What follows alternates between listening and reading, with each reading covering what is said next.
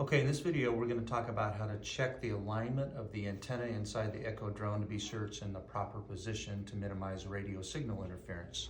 So it's a real easy procedure. To do that, we need to take the drone out. The first thing you want to do is to be sure to remove the battery. So we want to remove the battery to be sure that's removed. Just pull it back like that and remove it. The antenna is actually, you can see it from the bottom side of the drone. So if we flip it over, you can see the antenna right below the vents here. And you can see on this particular drone, the antenna is running this direction here.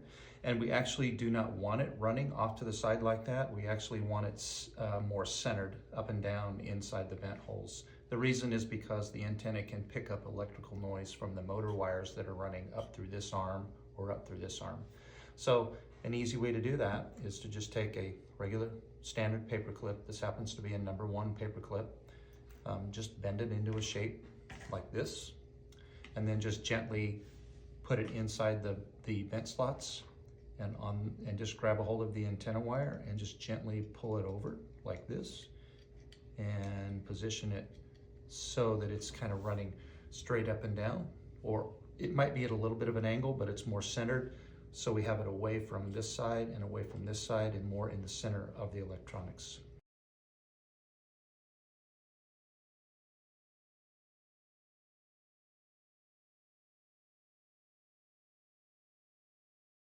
And that's basically all you have to do. And so then you could just reinstall your battery like so, and you're ready to fly.